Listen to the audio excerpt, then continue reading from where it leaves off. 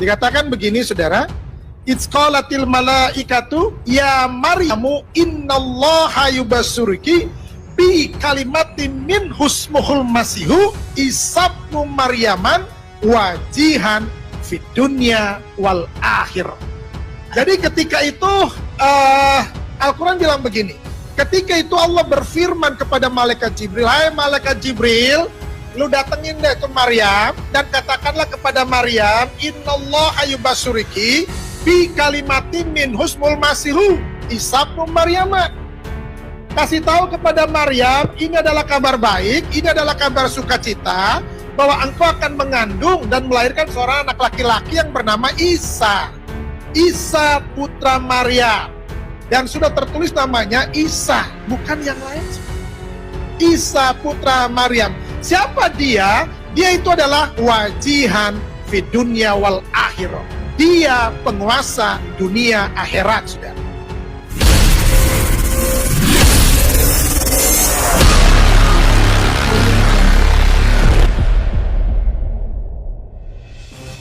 Assalamualaikum warahmatullahi wabarakatuh. Alhamdulillahillazi hadana lihaza wa ma kunna linahtadiya laula an hadanallah. Asyhadu an la ilaha illallah wa asyhadu anna muhammadar rasulullah. Sahabat beriman dimanapun berada, berjumpa kembali di Bintang Mu'alaf Channel. Mudah-mudahan kita semua selalu di dalam lindungan Allah Subhanahu wa Ta'ala. Terima kasih tidak lupa saya ucapkan kepada semua sahabat yang telah mendukung channel ini.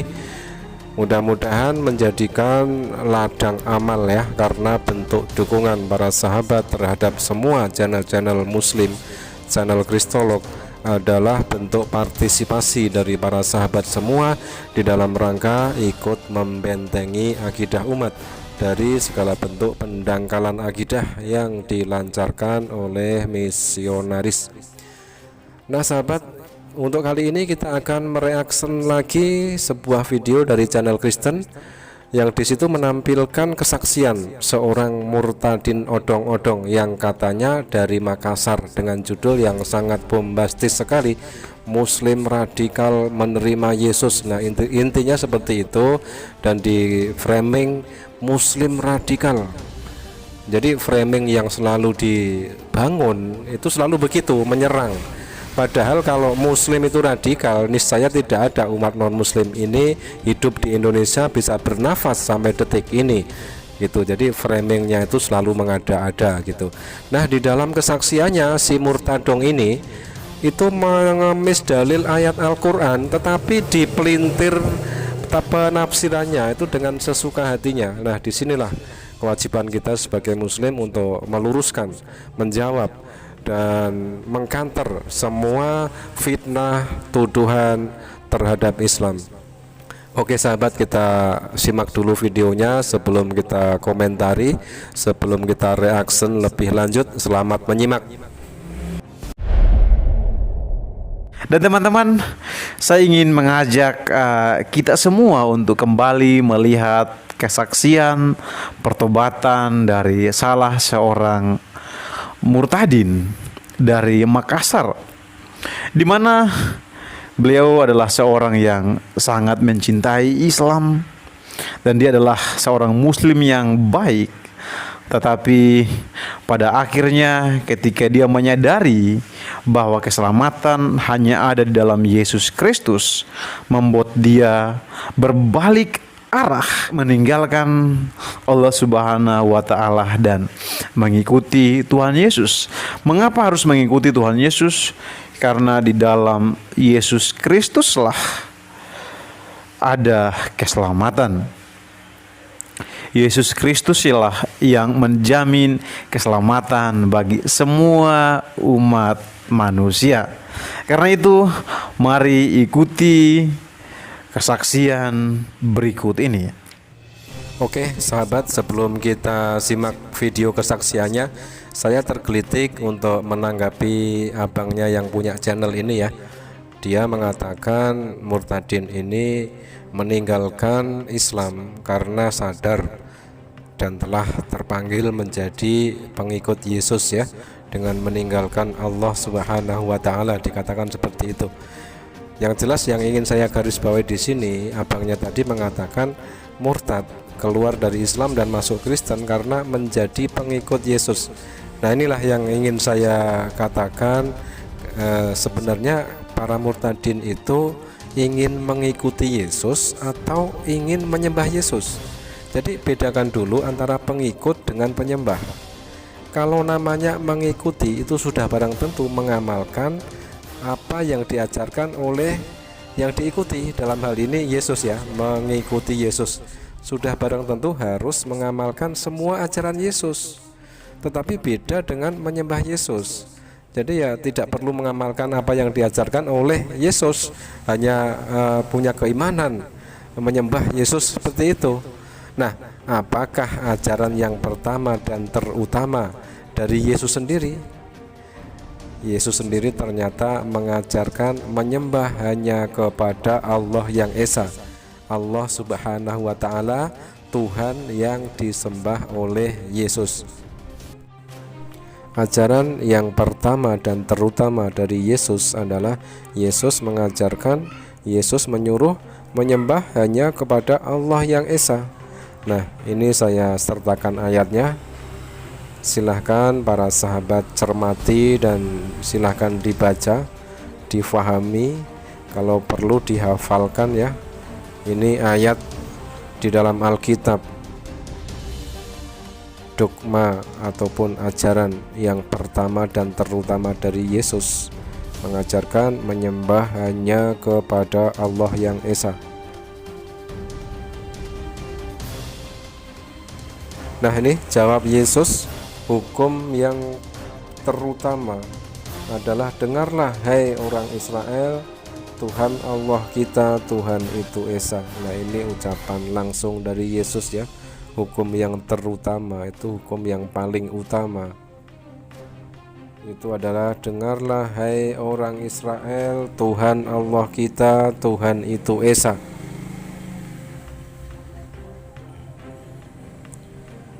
Dan lalu di dalam Ulangan 6 nomor 4, dengarlah hai orang Israel, Tuhan itu Allah kita, Tuhan itu Esa.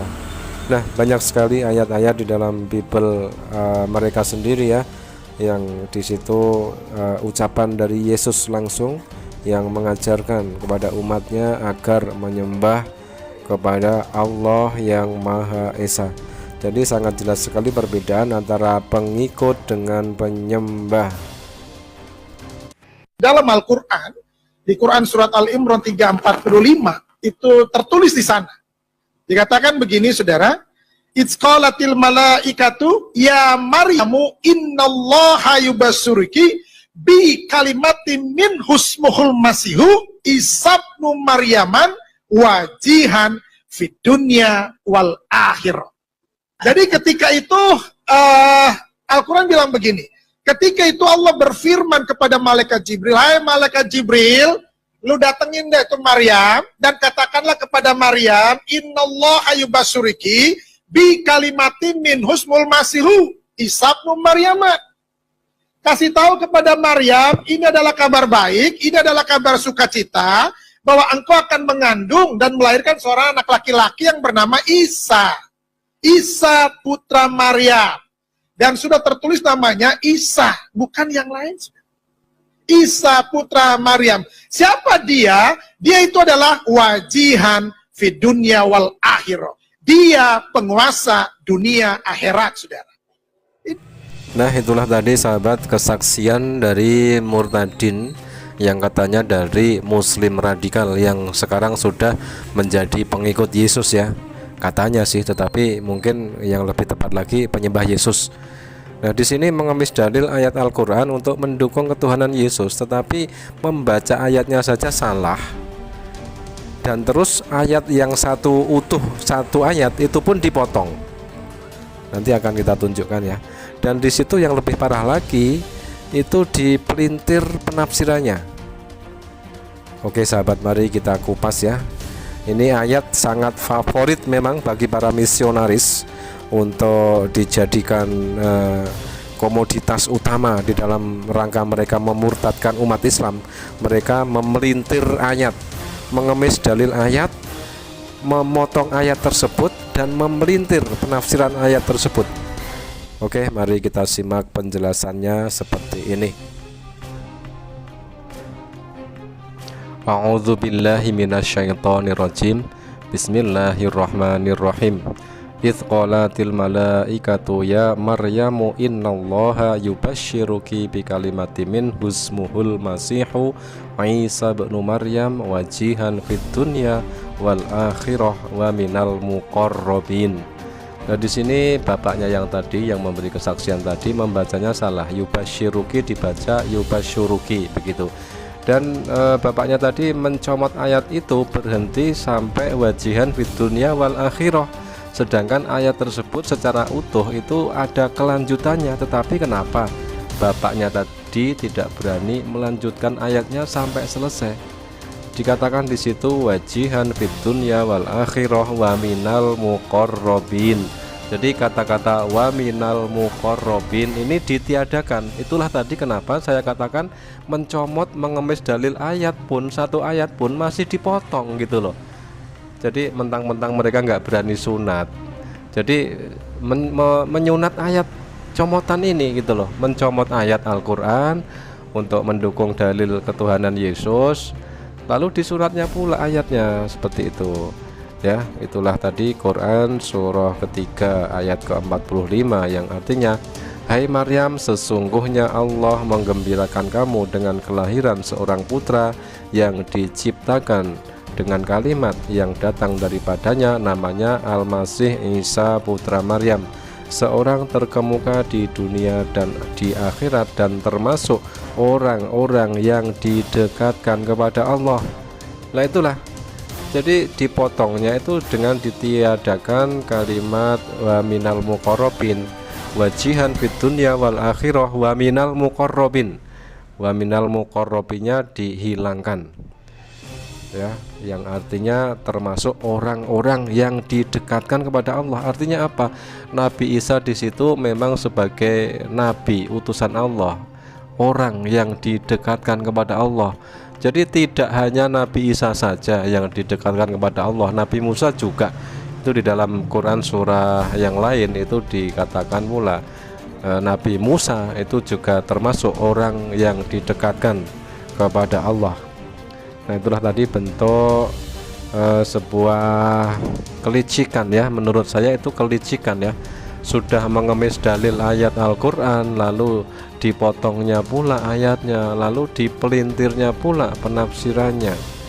Sungguh-sungguh sangat luar biasa pembohongannya untuk pembodohan publik. Nah itulah yang dilakukan oleh bapak misionaris yang tadinya ngakunya murtadin dari muslim radikal. Sudah terbongkar beberapa kebohongannya di sini.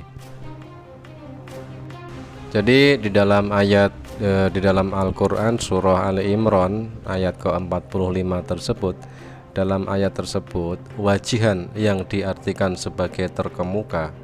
Kata wajihan juga berarti terhormat, namun wajihan bukan bermakna paling atau mengungguli.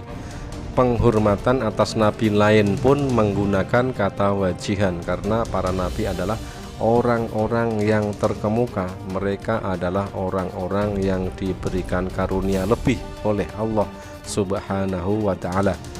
Contoh penyebutan Nabi Musa juga memakai kata wajihan.